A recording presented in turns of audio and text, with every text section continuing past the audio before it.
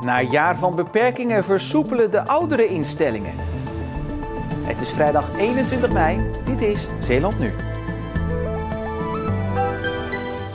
Weer samen eten, dansen en film kijken. Geen zorgen over Europese corona-reispas. En Robin is een van de weinige brandweervrouwen. Goedenavond. Na een jaar vol met sluitingen en beperkingen hebben inmiddels bijna alle Zeeuwse oudereninstellingen de coronamaatregelen versoepeld. En dat is te danken aan de vaccinaties. Daardoor kan er eindelijk weer samen worden gegeten en worden gesport. Een beetje ontspannen, hè? Yogales in de Zederhof in Capelle. Samenkomen kan en mag weer, nu er steeds meer bewoners hun prikken tegen het coronavirus hebben gekregen.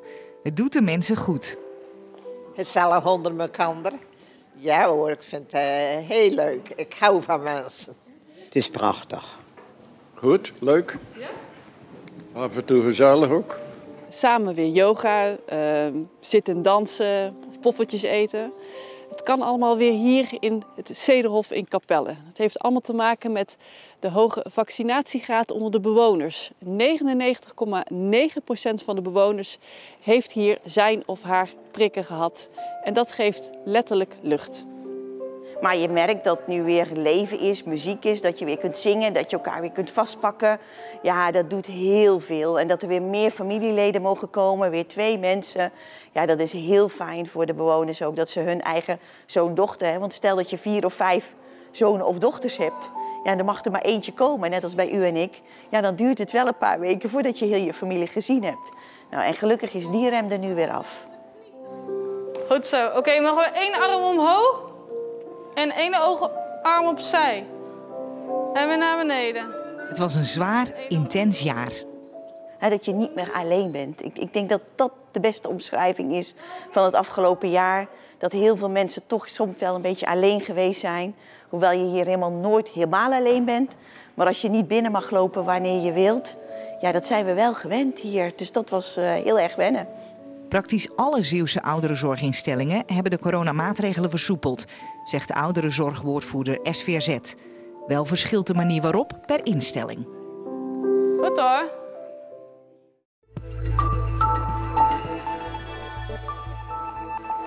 Het Zeeuwse basisonderwijs krijgt de komende 2 jaar extra geld om de nadelige gevolgen van de schoolsluiting in te halen. Het gaat om 42 miljoen euro. En dat is best wel veel.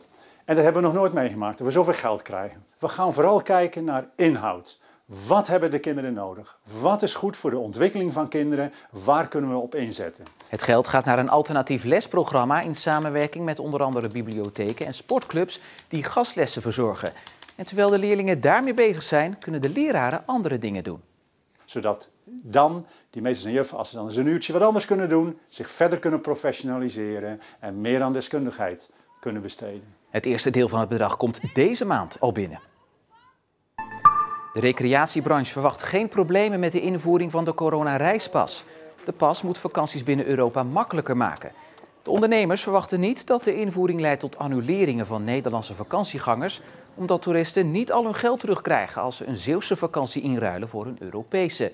Wel houdt de sector er rekening mee dat de invoering van de reispas juist extra boekingen oplevert, omdat vakantievieren voor buitenlanders in Nederland nu makkelijker wordt. Statenleden zijn niet te spreken over de manier waarop de gemeente Terneuzen het pontje van Sluiskil behandelt.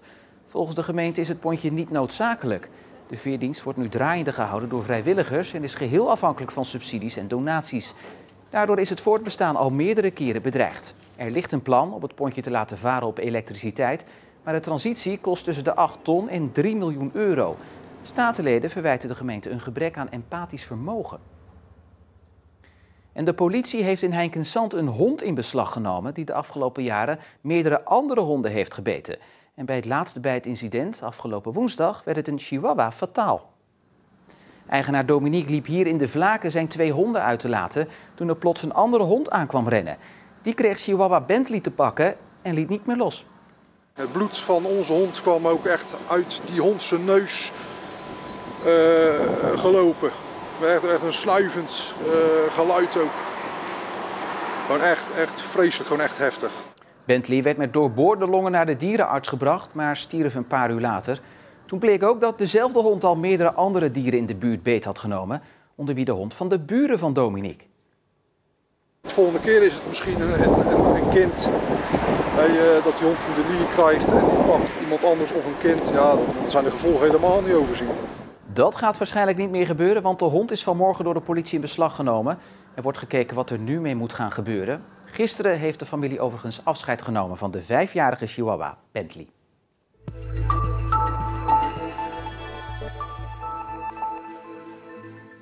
Van de ongeveer 1100 Zeeuwse brandweerlieden zijn er slechts 56 vrouw. En dat moeten er meer worden als het aan de veiligheidsregio Zeeland ligt. Want een mannenberoep is het al lang niet meer. En het is ook gewoon gaaf, zegt Robin Vleesdrager, een van de weinige Zeeuwse brandweervrouwen. Pieper gaat en dan kijk je en dan is het natuurlijk zo snel mogelijk eigenlijk naar de kazerne. Maar wel voorzichtig, want je moet je gewoon aan de verkeersregels houden. Het is niet dat je ineens heel snel op de rood mag rijden. En ik weet dat ik net bij de brandweer zat. Tuurlijk, dan was het helemaal je adrenaline sky high en vet, laten we gaan. Je wordt enthousiast. Het klinkt heel gek, want mensen hebben je nodig. Maar ja, daar doe je het uiteindelijk voor, om die mensen te helpen. Robin Vleesdrager uit Sluiskil is, zoals u kunt zien, brandweervrouw. En dat is bijzonder, want die zijn er maar weinig. Volgens de veiligheidsregio Zeeland moet dat veranderen. Een vrouw tussen al die brandweermannen kan namelijk toch best handig zijn. Ik denk dat als vrouw dat je toch wat empathischer bent en misschien wat meer rust ook in de ploeg kan brengen. Ik denk misschien dat als vrouw dat je wat meer bij de mensen zelf op de emotie wat benaderbaar bent. En dat het ook misschien eerder wordt geaccepteerd dat je als vrouw iemand toespreekt of dat je iemand kan kalmeren in zo'n situatie. Natuurlijk is het zeker bij een prio 1-melding waarbij een woningbrand is bijvoorbeeld. Ja, dat is vaak hectiek. En mensen zijn in eerste instantie niet blij, want schiet eens op en het gaat niet snel genoeg. Maar als je daarin als vrouw misschien diegene toespreekt van we zijn er, we gaan zo snel mogelijk ons best doen om jullie te helpen. Blijf even aan de kant staan, kunnen wij ons werk doen. Ja, dan zou ik me kunnen voorstellen dat dat als vrouw misschien beter binnenkomt bij zo iemand. Desondanks is Robin nog steeds een van de weinige vrouwen in de mannenwereld van het brandweerkorps. Ja, de brandweerpost van Sluiskil, onze ploeg, die bestaat uit 19 mensen en ik ben de enige vrouw. Ja, ik vind dat niet echt meer van deze tijd. Het is als vrouw kun je in de mannenwereld ook goed terecht en andersom. Nu loop je daar gewoon eigenlijk in mee en sta je er helemaal niet meer bij stil of daar denk je niet meer over na. Je gaat gewoon mee met ze en je bent echt een team. En het is niet dat ik, wat ik net zei, dat ik moet bewijzen dat ik er tussen, net als man er eigenlijk tussen moet staan. Nee, ik ben gewoon een vrouw en ik zit bij de brandweer en ik doe gewoon lekker mee. Maar we moeten echt wel van het beeld af dat het echt wel een mannenberoep is. Kijk, ook vrouwen zijn hartstikke welkom. Maar ook vrouwen kunnen het aan.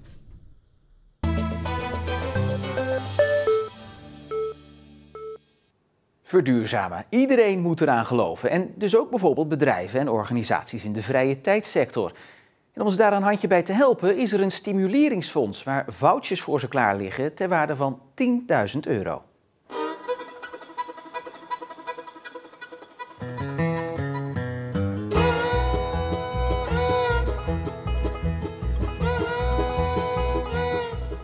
Concept is een project waarin we samen met Europese partners kijken hoe we ondernemers in de vrije tijdsector kunnen stimuleren om circulaire oplossingen toe te passen. En misschien denk je, circulariteit gaat om hergebruik van materialen. Maar daarnaast gaat het ook dat je eigenlijk zo min mogelijk grondstoffen probeert te gebruiken. En wat je gebruikt, kun je dat ook op een andere manier gebruiken. Alle plastic wat ik krijg bij de leveringen van mijn groente en mijn fruit, kan het verminderd worden, kan het anders. Afvalverwerking is een van die thema's. Andere thema's die we binnen dit project doen zijn energie, water, circulaire accommodatie, maar ook verpakkingen en gezamenlijk inkopen. Zeeuwse ondernemers en organisaties die graag willen verduurzamen komen via Impuls Zeeland in aanmerking voor een geldbedrag. We hebben een 20-tal vouchers van €10.000 beschikbaar. En met dat geld van die voucher kunnen ze een externe begeleiding inhuren. En met die externe begeleiding gaan we kijken naar wat zijn vraagstukken die bij jou spelen. Op een van die thema's kan er 1 zijn, kunnen er meer zijn. En hoe kunnen we jou begeleiden naar een concreet plan met actiepunten. En kunnen we je helpen om aan de slag te gaan. De vouchers zijn volgens Roskam een stimulans en een eerste aanzet om je bedrijf of organisatie te verduurzamen. En zijn voor een brede doelgroep beschikbaar. De vouchers zijn specifiek voor de Zeeuwse MKB-bedrijven in de vrije tijdssector. Dus dan denk aan de dagattracties, de horeca, de verblijfsrecreatie, watersport. We hebben ook een aantal strandpaviljoens die meedoen. En specifiek voor die sector zijn de vouchers bedoeld. Een van de deelnemers is Stichting Stoomtrein Goes Borselen.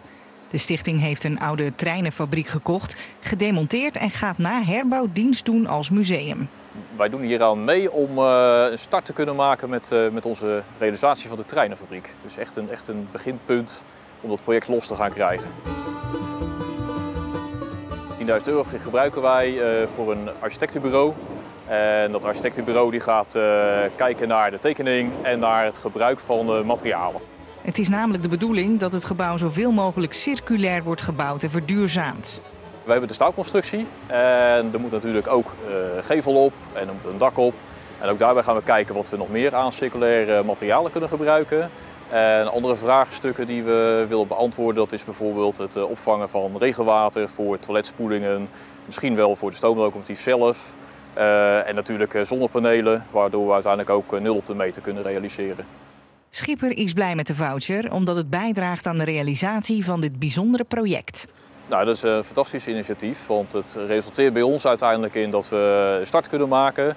En dat we eigenlijk zelf daarnaast nog de stap durven te zetten om het project zo ver voor te bereiden dat we tot aan de bouwvergunning alles klaar kunnen maken.